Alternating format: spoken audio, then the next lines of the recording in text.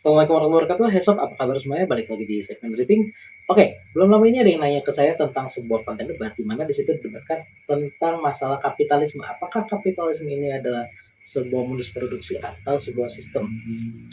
Nah, di situ juga didebatkan soal scarcity. Nah, eh, ketika saya ditanya mengenai debat ini, apa pendapat saya? Jujur sih saya malas gitu. Saya malas banget karena ini feeling saya ini jadi debat-debat yang akhirnya cuma apa ya, jadi bahasa gampangnya masturbasi intelektual gitu. Jadi kayak kayak cuma menang-menangin ego aja. Kenapa? Karena kita debat di area yang karet banget.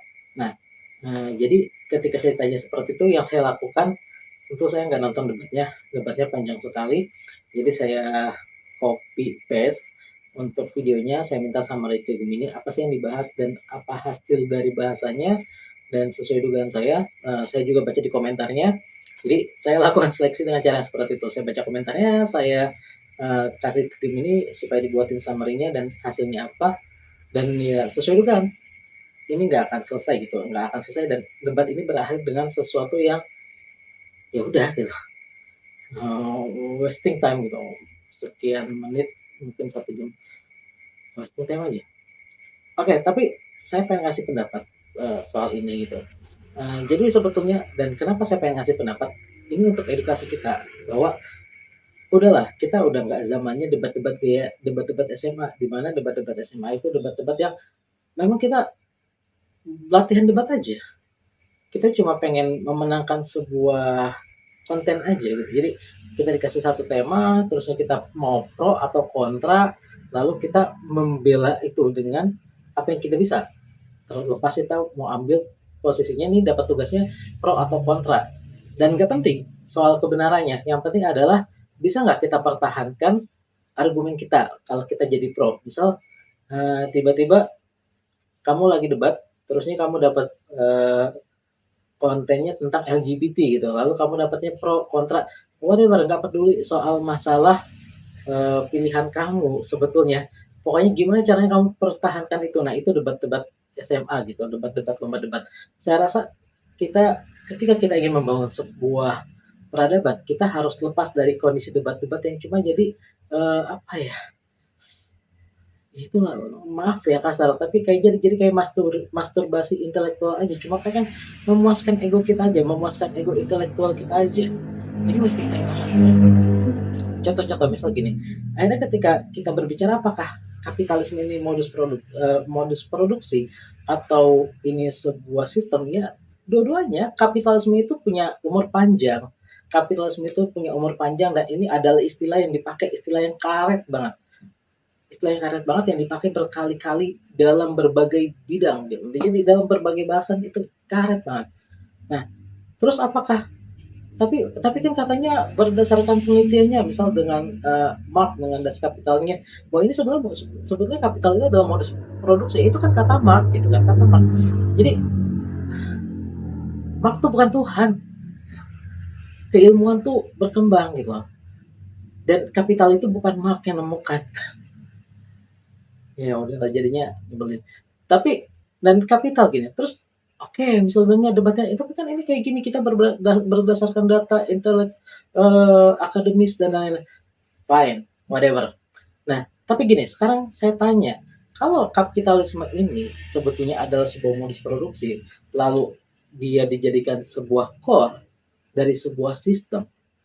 Jadi misal ada satu sistem, entah sistem bernegara, sistem bermasyarakat, yang core-nya adalah modus produksi ini dalam bentuk industri, ya kapital itu tadi. Apakah dia tetap modus produksi atau dia jadi core system? Ketika tentu kan jadi core system. Ketika jadi core system, lalu sistemnya bergerak dengan cara untuk mendukung si kapital ini atau bergerak dengan logiknya capital, dia tetap jadi modus produksi apa berubah jadi sistem? Ya berubah jadi sistem karena akhirnya jadi sistem kapital. Jadi sebetulnya ini karet gitu. Jadi nggak kepenting gitu. Nggak penting. Yang paling penting menurut saya adalah apa sih kapital itu, apa sih yang diambil, apa sih dampak efek kapital itu apa? Baik secara modus produksi, secara dia sebagai core system, dia sebagai sistem, atau dia jadi sebuah nilai yang akhirnya kita pegang. Dampaknya apa? Kan jadi nggak penting. Ngapain debat 1 jam untuk akhirnya ketemu cuma oke kita nggak sepakat untuk tidak sepakat karena menurut saya berdasarkan buku ini kapital adalah ini. Ya, menurut saya berdasarkan pengamatan kapital adalah kayak gini. Bullshit. Udahlah, berhenti debat-debat kayak anak SMA. Ini bukan bukan masanya, itu udah pada tua. Terus gini, satu lagi yang akhirnya saya pengen tanggapi soal scarcity. Scarcity itu kayak seakan-akan scarcity itu jadi nah scarcity ini kalau dalam sistem kapital itu kan jadinya sistem kan. Ya memang sudah jadi sistemik gitu. Dalam sistem kapital ini, scarcity apa sih?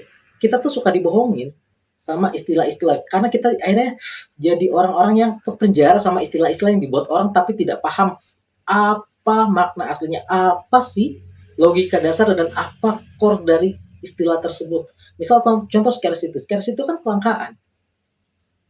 Dibilang scarcity itu memang satu sistem yang ya, mau nggak mau ada dalam sebuah sistem ekonomi. Ya iya. Tapi scarcity-nya apa? Tahu nggak kita selama ini dibohongin sama scarcity dengan bilangnya scarcity itu adalah konsep ekonomi adalah kebutuhan manusia tidak terbatas sementara sumber daya terbatas. Bullshit, nggak mungkin kebutuhan manusia tidak terbatas. Manusia itu makhluk yang paling terbatas. Perutnya terbatas, dompetnya terbatas, geraknya terbatas, dibatasi perutnya dibatasi, ruangnya dibatasi, waktunya terbatas. Nggak ada manusia yang saya hidup akan selama-lamanya, itu baru tidak terbatas. Kalau hidup cuma 60 tahun, 80 tahun, 100 tahun deh, itu terbatas. Kalau bisa makannya cuma 3 hari sekali, itu harus 10 kali sehari. Atau misal bisa makan 100 piring terus mati karena kekenyangan, ya itu terbatas. Jadi secara biologi, secara konsep kehidupan manusia tuh makhluk yang terbatas. Jadi kalau dibilangnya nggak terbatas itu bullshit. Ini kita dibohongin sama konsep-konsep scarcity. Yang benar harusnya diganti. Yang benar itu bukan kebutuhan manusia tidak terbatas, tapi sumber daya terbatas. Bukan, keinginan manusia tidak terbatas, sumber daya terbatas. Betul. Ketika kita bicara scarcity dengan cara seperti itu, that's fine. Tapi itu bukan scarcity. Itu keserakahan, maruk, kerakusan. Kenapa? Kita berbicara tentang keinginan memang gak ada batasnya. Sumber dayanya terbatas. Kalau cuma sekedar kebutuhan dan sumber daya, ya nggak gitu konsepnya. Jadi ini ngubah esensinya. Terus gini, pertama yang harus kita pahami, kita harus bisa membedakan antara fakta sama interpretasi. Kalau ada gelas tumpah, ada air di gelas tumpah, faktanya airnya di gelas tumpah gitu.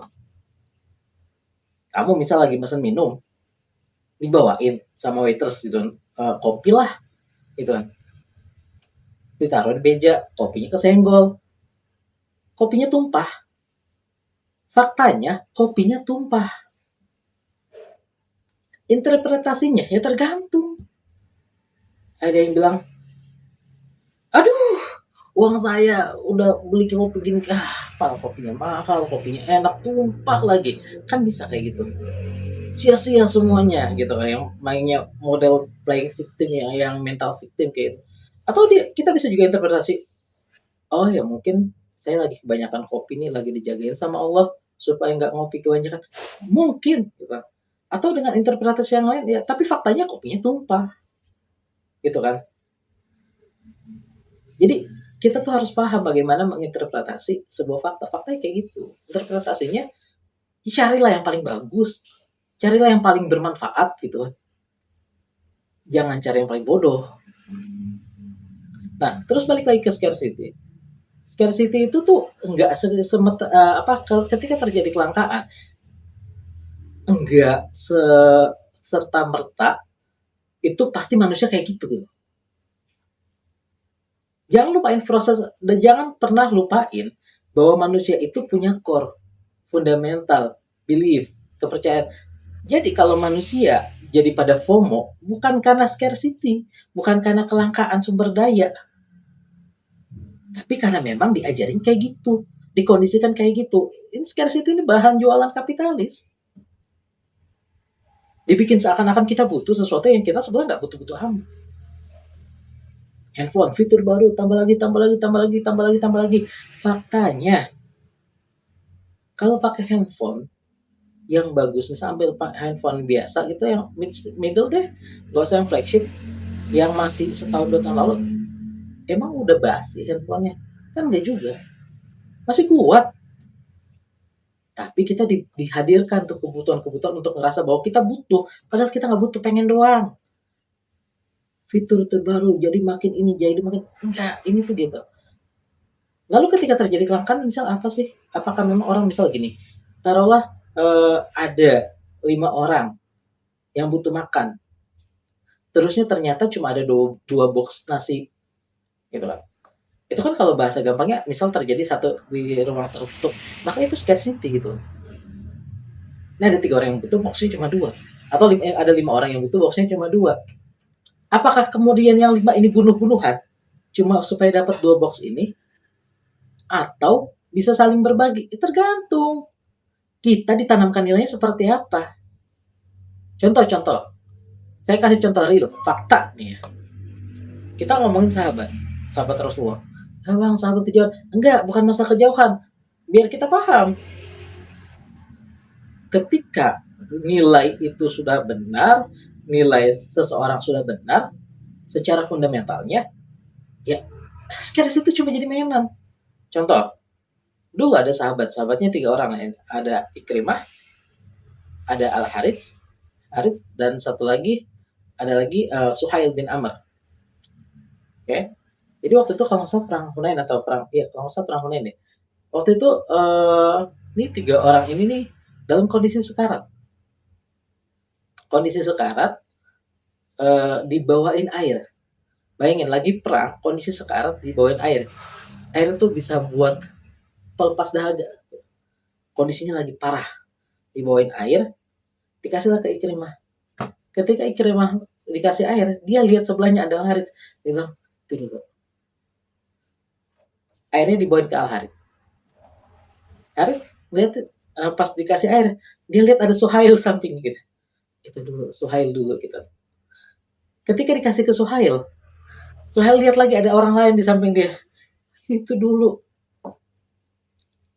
Akhirnya dikasihlah ke orang yang itu. Ketika dikasih kayak gitu, ternyata orang yang ditunjuk Suhail sudah meninggal. Pas yang bawa air ini lihat lagi ketika orang yang tadi, Ikrimah, Harits, sama Suhail, tiga-tiganya sudah gugur. Sudah syahid. Kondisinya sangat membutuhkan, kondisi yang lagi susah. Ada air, airnya terbatas. Nggak ada yang mau minum. Duluin saudaranya. Yang itu. Sampai akhirnya nggak ada yang minum. Ini kebodohan atau bukan? Enggak, ini bukan kebodohan. Ini core nilai yang dipegang sama orang-orang itu yang bikin narasi-narasi scarcity, narasi-narasi FOMO jadi nggak berlaku. Jadi kalau kondisi kayak gini, scarcity itu apa? Nggak ada. Scarcity yang selama ini ditakut-takutin ke kita bahwa ini kalau nggak segera nggak dapet, kalau ini nggak ada. Biasa aja. Jadi paham dulu. Gak cuma sekedar ngomong, tapi kan ini ngomongin akademis. Well, terserah. Mau cuma jadi orang yang bisa debat-debat pakai dialektika, cuma bisa melacur dengan kata-kata, atau memahami kebenaran dan bagaimana ini jadi sebuah kebaikan yang bisa diamalkan, bukan cuma jadi retorika. Dah, itu dulu. Assalamualaikum warahmatullahi wabarakatuh.